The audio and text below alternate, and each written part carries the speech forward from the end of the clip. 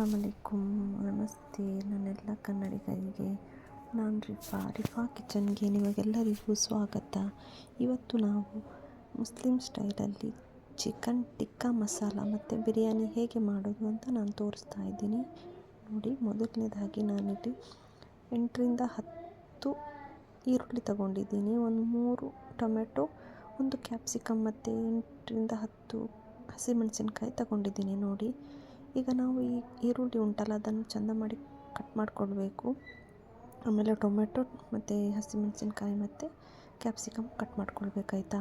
ಇದೆಲ್ಲ ಒಂದು side cut ಮಾಡ್ಕೊಂಡು ಇಟ್ಕೊಳ್ಳೋಣ. ಅದಾದಮೇಲೆ ನೋಡಿ, ಇಲ್ಲಿ ನಾನು ನೀರಿಗೆ ಅಕ್ಕಿ ಹಾಕ್ತಾ ಇದ್ದೀನಿ. ಬಿರಿಯಾನಿ ಅಕ್ಕಿನ ಅಂದರೆ ತುಂಬ ಹೊತ್ತು ನೆನೆದ್ರೆ ಇದು ಒಳ್ಳೆಯದಾಗುತ್ತೆ, ಅನ್ನ ಒಳ್ಳೆಯದಾಗಿ ಬರುತ್ತೆ. ಅದಕ್ಕೋಸ್ಕರ ನಾನು ಒಂದು 2ರಿಂದ 3 ಅವರ್ ನೆನೆಸ್ಕೊಳ್ತಾ ಇದ್ದೀನಿ. ಈಗ ನೋಡಿ, ನಾನು ನೀರುಳ್ಳಿ ಕಟ್ ಮಾಡಿಕೊಂಡು ಎಣ್ಣೆಗೆ ಹಾಕಿ ಈ ಥರ ಫ್ರೈ ಮಾಡ್ಕೊಂಡು ಒಂದು ಕಡೆ ಇಟ್ಕೊಂಡಿದ್ದೀನಿ. ಅಷ್ಟು ನೀರುಳ್ಳಿನ ಫ್ರೈ ಮಾಡ್ಕೊಂಡಿದ್ದೀನಿ ಆಯಿತಾ. ನೋಡಿ, ಅದಾದಮೇಲೆ ನಾನಿಲ್ಲಿ ಚಿಕನ್ 1.5 kg ತಗೊಂಡಿದ್ದೀನಿ. ಅದನ್ನು ನಾನು ಕ್ಲೀನ್ ಮಾಡಿಕೊಂಡು ನೀರು ಹೋಗಲಿಕ್ಕೆ ಇಟ್ಕೊಂಡಿದ್ದೀನಿ. ಅಂದರೆ ಇದನ್ನು ನಾವು ಕಬಾಬ್ ಹುಡಿಯಿಂದ ಕಲಸಿ ಇಟ್ಕೊಳ್ಬೇಕು. ಮೊದಲನೇದಾಗಿ ನಾವು ಇದನ್ನು ಕಬಾಬ್ ಮಾಡ್ಕೊಳ್ಬೇಕು ಟಿಕ್ಕಾ ಮಸಾಲ ಮಾಡಲಿಕ್ಕೆ. ಅದಕ್ಕೋಸ್ಕರ ಇದನ್ನು ನಾನು ಕ್ಲೀನ್ ಮಾಡ್ಕೊಂಡು ಇಟ್ಕೊಂಡಿದ್ದೀನಿ ನೀರು ಹೋಗಲಿ ಅಂತ. ಇಲ್ಲಿ ನಾನು ಕಬಾಬ್ ಯೂಸ್ ಮಾಡ್ತಾ ಇರೋದು ಪೌಡರ್ ನಾನೇ ಮನೇಲಿ ರೆಡಿ ಮಾಡಿದ ಪೌಡರ್ ಆಯಿತಾ. ನೋಡಿ, ಒಳ್ಳೆಯದಾಗಿ ಬರುತ್ತೆ. ನಾನೇ ಮಾಡ್ತಾ ಇದ್ದೀನಿ ಮನೆಯಲ್ಲೇ ಕಬಾಬ್ ಪುಡಿ ರೆಡಿ ಮಾಡ್ತೀನಿ ನಾನು. ಅದರಿಂದಲೇ ನಾನು ಮಸಾಲ ರೆಡಿ ಮಾಡ್ಕೊಂಡಿರೋದು. ಕಬಾಬ್ ಪುಡಿ ಹೇಗೆ ಮಾಡೋದು ಅಂತ ನಾನು ನೆಕ್ಸ್ಟ್ ವೀಡಿಯೋದಲ್ಲಿ ನಿಮಗೆ ಒಂದು ಸಲ ತೋರಿಸ್ತೀನಿ. ಅದೇ ಥರ ನನ್ನ ವೀಡಿಯೋನ ಎಲ್ಲರೂ ಸಪೋರ್ಟ್ ಮಾಡಿ ಮತ್ತು ನನ್ನ ಚಾನಲ್ನ ಸಬ್ಸ್ಕ್ರೈಬ್ ಮಾಡ್ಕೊಳ್ಳಿ. ಮತ್ತು ಈ ವಿಡಿಯೋ ನಾನು ಮಾಡಿದಾದಮೇಲೆ ನೀವು ಒಂದು ಸಲ ಮನೆಯಲ್ಲಿ ಟ್ರೈ ಮಾಡಿ, ಹೇಗೆ ಬರುತ್ತೆ ಅಂತ ನೀವೇ ಒಂದು ಸಲ ನೋಡಿ. ಎಷ್ಟು ಸೂಪರಾಗುತ್ತೆ ಟಿಕ್ಕಾ ಮಸಾಲ ಅಂದರೆ ಸೂಪರಾಗುತ್ತೆ. ಬಿರಿಯಾನಿ ಅಂದರೆ ನಾರ್ಮಲ್ ಬಿರಿಯಾನಿ ನಾವು ಮಾಡೋದೇ. ಒಬ್ಬೊಬ್ಬರು ಈ ಬಿರಿಯಾನಿನ ಮಸಾಲ ಮೇಲೆ ಹಾಕಿ ದಮ್ ಹೊಡಿತಾರೆ. ನಾನು ಹಾಗೆ ಮಾಡಲಿಲ್ಲ, ಸಪ್ರೇಟಾಗಿ ಮಾಡಿದ್ದೀನಿ. ಈ ವಿಡಿಯೋದಲ್ಲಿ ನಾನು ನಿಮಗೆ ಟಿಕ್ಕಾ ಮಸಾಲ ಮಾತ್ರ ಹೇಗೆ ಮಾಡೋದು ಅಂತ ತೋರಿಸಿದ್ದೀನಿ. ಬಿರಿಯಾನಿ ಹೇಗೆ ಮಾಡೋದು ಅಂತ ಅದರಲ್ಲಿ ಹಾಕಿದ್ದೀನಿ ನೋಡಿ. ಗೊತ್ತಾಗಲಿಲ್ಲ ಅಂದರೆ ಬೇರೆ ಒಂದು ಮಾಡಿ ಹಾಕ್ತೀನಿ ಆಯಿತಾ. ಇದಾದಮೇಲೆ ನಾವೀಗ ಈ ಪಾತ್ರೆ ಒಂದು ತೊಗೊಂಡಿದ್ದೀನಿ. ನೋಡಿ, ಈ ಪಾತ್ರೆಗೆ ನಾನು ಫ್ರೈ ಮಾಡಿದ್ದು ಸ್ವಲ್ಪ ಆಯಿಲ್ ಹಾಕ್ಕೊಂಡು ಅದಕ್ಕೆ ಶುಂಠಿ ಬೆಳ್ಳುಳ್ಳಿ ಪೇಸ್ಟ್ ಹಾಕ್ಕೊಂಡು ಹಸಿ ವಾಸನೆ ಹೋಗುವವರೆಗೂ ಫ್ರೈ ಮಾಡಿಕೊಂಡೆ. ಅದಾದಮೇಲೆ ಈಗ ನಾನು ಹೇಳಿದ್ನಲ್ಲ ಆವಾಗ, ಟೊಮೆಟೊ ಮತ್ತು ಹಸಿಮೆಣಸಿನ್ಕಾಯಿ ಮತ್ತು ಕ್ಯಾಪ್ಸಿಕಮ್ ಅದು 3 ಹಾಕಿ ಒಳ್ಳೆ ಮಾಡಿ ಫ್ರೈ ಮಾಡ್ಕೊಳ್ತಾ ಇದ್ದೀನಿ. ನೋಡಿ, ಇದು ಒಳ್ಳೆ ಮಾಡಿ ಫ್ರೈ ಮಾಡ್ಕೊಳ್ಬೇಕು. ಅಂದರೆ ತುಂಬ ಫುಲ್ ಸಾಫ್ಟ್ ಆಗಬೇಕು, ಇದು ಕರಗಬೇಕು ಫುಲ್ಲು. ಅಷ್ಟರೊಳಗೂ ಇದನ್ನು ಫ್ರೈ ಮಾಡ್ಕೊಳ್ತಾನೆ ಇರಬೇಕಾಯ್ತಾ. ಫುಲ್ ಫ್ರೈ ಮಾಡ್ಕೊಳ್ಳಿ ಆಯಿತಾ. ಇದನ್ನು ನೋಡಿ, ಫುಲ್ ಫ್ರೈ ಮಾಡ್ಕೊಳ್ಳಿ. ತುಂಬ ಹೊತ್ತು ಫ್ರೈ ಮಾಡ್ಕೊಳ್ತಾನೆ ಇರಬೇಕಿದು. ಅಂದರೆ ನೀರು ಬಿಟ್ಟರೆ ಸ್ವಲ್ಪ ಹೊತ್ತು ಕ್ಲೋಸ್ ಮಾಡಿ ಇಟ್ಕೊಂಡ್ರೂ ಆಗುತ್ತೆ, ಇದು ನೀರು ಬಿಡುತ್ತೆ ಆಯಿತಾ. ನೋಡ್ಕೊಳ್ಳಿ ಹೇಗಾಗುತ್ತೆ ಅಂತ. ತುಂಬ ಒಳ್ಳೆಯದಾಗುತ್ತೆ. ಇದೊಂದು ಸಲ ನೀವು ಮನೇಲಿ ಮಾಡಿ ನೋಡಿ. ಈಸಿಯಾಗಿದೆ, ತುಂಬ ಸೂಪರಾಗಿರುತ್ತೆ ಊಟ ಮಾಡಲಿಕ್ಕೆ.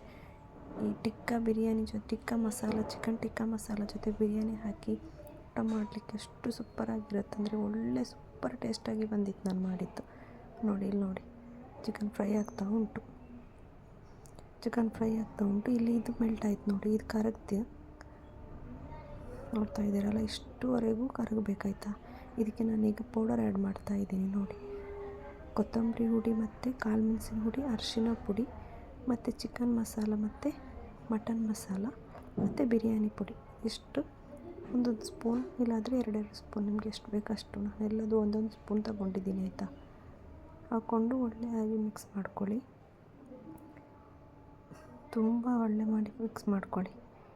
ಇದಾದಮೇಲೆ ನಾವು ಇದಕ್ಕೆ ಏನು ಹಾಕಬೇಕು ಅಂತ ನಾವು ಆಗಲೇ ಮಾಡ್ಕೊಂಡಿದ್ದೀವಲ್ಲ, ಈರುಳ್ಳಿ ಕಾಯಿಸ್ಕೊಂಡು ಬಿರಿಸ್ತಾ ಅಂತ, ನಮ್ಮ ಕಡೆ ಬಿರಿಸ್ತಾ ಅಂತ ಹೇಳ್ತೀವಿ ನಮ್ಮ ಭಾಷೆಯಲ್ಲಿ. ನಿಮ್ಮ ಇದರಲ್ಲಿ ಏನು ಹೇಳ್ತಿರೋ ಗೊತ್ತಿಲ್ಲ ನನಗೆ. ನಾವು ಬಿರಿಸ್ತಾ ಅಂತ ಹೇಳ್ತೀವಿ. ಅದು ಈರುಳ್ಳಿ ಎಣ್ಣೆಗೆ ಹಾಕಿ ಫ್ರೈ ಮಾಡ್ಕೊಂಡಿದ್ದೀನಲ್ಲ ಅದನ್ನು ನಾವು ಇದಕ್ಕೆ ಹಾಕ್ಕೊಳ್ಬೇಕೀಗ ಆಯಿತಾ. ನೋಡಿ, ನಾನೀಗ ಅಷ್ಟು ಹಾಕ್ಕೊಳ್ಳಿಲ್ಲ ಆಯಿತಾ. ಅಂದರೆ ನನಗೆ ಬಿರಿಯಾನಿಗೆ ಸ್ವಲ್ಪ ಬೇಕಿತ್ತು, ಅದಕ್ಕೆ ನಾನು ಬಿರಿಯಾನಿಗೆ ಬೇಕಾಗುವಷ್ಟು ಒಂದು ಹಿಡಿ ನಾನು ಇಟ್ಕೊಂಡಿದ್ದೀನಿ ಬಿರಿಯಾನಿಗೆ ಹಾಕಲಿಕ್ಕೆ ಮೇಲ್ಗಡೆ. ಅಷ್ಟು ಹಾಕ್ಕೊಳ್ಳಿಲ್ಲ, ಮತ್ತು ಎಲ್ಲ ಹಾಕ್ಕೊಂಡಿದ್ದೀನಿ. ನೋಡಿ, ಒಳ್ಳೆ ಮಾಡಿ ಫ್ರೈ ಮಾಡಬೇಕಾಯ್ತಾ. ಒಳ್ಳೆ ಮಾಡಿ ಮಿಕ್ಸ್ ಮಾಡ್ಕೊಳ್ಳಿ. ತುಂಬ ಸೂಪರಾಗಿ ಬರುತ್ತೆ ಇದು. ಮತ್ತು ನೀವು ಅಲ್ಲಲ್ಲಿ ಸ್ಟಾಪ್ ಮಾಡಿ ನೋಡಿದರೆ ನಿಮಗೆ ಇದು ಗೊತ್ತಾಗೋದಿಲ್ಲ. ನಮ್ಮ ವೀಡಿಯೋನ ಫುಲ್ ಕರೆಕ್ಟ್ ನೀವು ನೋಡಿದರೆ ಮಾತ್ರ ಇದು ಹೇಗೆ ಮಾಡೋದು ಅಂತ ಗೊತ್ತಾಗೋದಾಯ್ತಾ. ನೋಡಿ ಇದಕ್ಕೆ ನಾನು ಮೊಸರು ಹಾಕ್ಕೊಳ್ತಾ ಇದ್ದೀನಿ. ನನ್ನ ಹತ್ರ ಮೊಸರು ಸ್ವಲ್ಪ ಕಡಿಮೆ ಇದ್ದಿತ್ತು, ಅದಕ್ಕೆ ನಾನು ಸ್ವಲ್ಪ ಕಡಿಮೆ ಹಾಕ್ಕೊಂಡಿದ್ದೀನಿ. ನಿಮ್ಮ ಹತ್ರ ಇದ್ದರೆ ಮೊಸರು ಹಾಕ್ಕೊಳ್ಳಿ ಆಯಿತಾ. ಮೊಸರು ಹಾಕ್ಕೊಂಡ್ರೂ ದಪ್ಪ ಬರುತ್ತೆ ಗ್ರೇವಿ. ನಂದು ದಪ್ಪ ಬಂದಿತ್ತು. ನಿಮಗೆ ಅಷ್ಟು ದಪ್ಪ ಬೇಡ, ಸ್ವಲ್ಪ ತೆಳು ಬೇಕಂದರೆ ನೀವು ನೀರು ಕೂಡ ಆ್ಯಡ್ ಮಾಡ್ಕೊಳ್ಬೋದು ಇದಕ್ಕೆ. ಮತ್ತು ಉಪ್ಪು ನೋಡ್ಕೊಳ್ಳಿ, ಖಾರ ಎಲ್ಲ ನೋಡ್ಕೊಳ್ಳಿ, ನೋಡ್ಕೊಂಡು ಹಾಕ್ಕೊಳ್ಳಿ ಆಯಿತಾ. ನೋಡಿ ಎಲ್ಲ ನೋಡ್ಕೊಂಡು ಹಾಕ್ಕೊಳ್ಳಿ. ನೋಡಿ ನಾನಿಲ್ಲಿ ನೀರುಳ್ಳಿ ಹಾಕ್ಕೊಂಡು ಒಳ್ಳೆ ಮಾಡಿ ಮಿಕ್ಸ್ ಮಾಡ್ಕೊಂಡಾದಮೇಲೆ ನೋಡಿ ಇಲ್ಲಿ ಮುಚ್ತಾ ಇದ್ದೀನಿ. ಅದು ನೀರು ಬಿಡುತ್ತೆ. ಒಳ್ಳೆ ಮಾಡಿ ಫ್ರೈ ಆಗಬೇಕಾಯ್ತಾ. ಒಳ್ಳೆ ಮಾಡಿ ಫ್ರೈ ಆದಮೇಲೆ ಈ ಥರ ಬರುತ್ತೆ ನೋಡಿ. ಈ ಥರ ಬರುವವರೆಗೂ ನೀವು ಫ್ರೈ ಮಾಡ್ಕೊಳ್ಳಿ. ಲೋ ಫ್ಲೇಮಲ್ಲಿ ಇಟ್ಟರೆ ಅದಾಗುತ್ತೆ. ಅಂದರೆ ತಲ ಹಿಡಿಯೋದು ಅಂತ ಹೇಳ್ತಾರಲ್ಲ, ಹಾಗೂ ಆಗ್ಬೋದು. ನೋಡ್ತಾ ಇರಿ. ಮತ್ತು ಅದಕ್ಕೆ ನಾನೀಗ ಕಬಾಬ್ ಮಾಡ್ಕೊಂಡು ಇಟ್ಕೊಂಡಿದ್ದೀನಲ್ಲ ಫ್ರೈ ಚಿಕನ್ನ, ಅದನ್ನು ಅದಕ್ಕೆ ಹಾಕಿ ಒಳ್ಳೆ ಮಾಡಿ ಮಿಕ್ಸ್ ಮಾಡ್ಕೊಳ್ಬೇಕು. ನೋಡಿ ಮಿಕ್ಸ್ ಮಾಡ್ಕೊಂಡಿದ್ದೀನಿ. ಮತ್ತು ಉಪ್ಪು ಖಾರ ಎಲ್ಲ ನೋಡ್ಕೊಳ್ಳಿ ಆಯಿತಾ, ಇದು ಹಾಕೋಕ್ಕಿಂತ ಮುಂಚೆ. ಮತ್ತು ನೀವು ಜಾಸ್ತಿ ಖಾರ ಹಾಕ್ಲಿಕ್ಕೆ ಹೋಗಬೇಡಿ, ಅಂದರೆ ಇದು ಚಿಕನ್ ಫ್ರೈಯಲ್ಲಿ ಖಾರ ಇರುತ್ತೆ ಮತ್ತು ಉಪ್ಪು ಇರುತ್ತೆ. ಅದಕ್ಕೋಸ್ಕರ ನೀವು ನೋಡ್ಕೊಂಡು ಹಾಕ್ಕೊಳ್ಳಿ ಆಯಿತಾ. ನೋಡಿ ಮತ್ತು ನಿಮಗೆ ತುಂಬ ದಪ್ಪ ಬೇಡ, ನಿಮಗೆ ಸ್ವಲ್ಪ ನೀರು ಥರ ಗ್ರೇವಿ ಬೇಕಂದರೆ, ಈಗ ದೋಸೆ ತಿನ್ನಲಿಕ್ಕೆ ಎಲ್ಲ ಬೇಕಂತ ಹೇಳಿದರೆ ನೀವು ಸ್ವಲ್ಪ ಇದು ಚಿಕನ್ ಹಾಕಿದಾದ್ಮೇಲಾದರೂ ಅಡ್ಡಿಲ್ಲ, ಮುಂಚೆನಾದರೂ ಅಡ್ಡಿಲ್ಲ, ನೀವು ಇದು ಮಾಡ್ಕೊಳ್ಳಿ. ಅಂದರೆ ಸ್ವಲ್ಪ ನೀರು ಬೇಕಾದರೆ ಆ್ಯಡ್ ಮಾಡ್ಕೊಳ್ಳಿ ಆಯಿತಾ. ಚಿಕನ್ ಹಾಕಿದಾದ್ಮೇಲೂ ನೀವು ಆ್ಯಡ್ ಮಾಡ್ಕೊಳ್ಬೋದು ನೀರನ್ನ. ಮಾತ್ರ ಲೋ ಫ್ಲೇಮಲ್ಲಿ ಇಟ್ಕೊಳ್ಳಿ ಆಯಿತಾ. ಕನ್ಫ್ಯೂಸ್ ಆಗಬೇಡಿ, ಲೋ ಫ್ಲೇಮಲ್ಲಿ ಇಟ್ಕೊಳ್ಳಿ. ಕರೆಕ್ಟ್ ವೀಡಿಯೋ ನೋಡಿ ಮಾಡಿ, ಏನೂ ಆಗೋದಿಲ್ಲ. ಕರೆಕ್ಟಾಗಿ ಒಳ್ಳೆಯದಾಗಿ ಬರುತ್ತೆ. ಸೂಪರ್ ಟೇಸ್ಟ್ ಮಾತ್ರ ಇದೆ. ನೀವು ಒಂದು ಸಲ ಮಾಡಿ ನೋಡಿದರೆ ಮತ್ತೆ ಮತ್ತೆ ಮಾಡ್ತೀರಾ, ಆ ಥರ ಟೇಸ್ಟ್ ಇರುತ್ತೆ ಇದು. ನೋಡಿ ಒಂದು ಸಲ ಮಾಡಿ ನೋಡಿ ಹೇಗಾಗಿದೆ ಅಂತ ನನಗೆ ಕಮೆಂಟ್ ಮಾಡಿ ಹೇಳಿ ಆಯಿತಾ. ನೋಡಿ ಇಷ್ಟೇ, ಇಲ್ಲಿಗೆ ಟಿಕ್ಕ ಮಸಾಲ ಆಯಿತು. ಈಗ ನಾವು ರೈಸ್, ನಾನು ಆವಾಗಲೇ ಹಾಕಿಟ್ಕೊಂಡಿದ್ದೀನಲ್ಲ ಅಕ್ಕಿನ, ಅದನ್ನು ನಾನು ನೀರಿಗೆ ಆ್ಯಡ್ ಮಾಡ್ಕೊಂಡಿದ್ದೀನಿ. ನೀರು ಕುದಿಲಿಕ್ಕೆ ಇಟ್ಟಿದ್ದೆ ಆವಾಗಲೇ, ತೋರಿಸ್ಲಿಕ್ಕೆ ನೆನಪಿಲ್ಲ ನನಗೆ.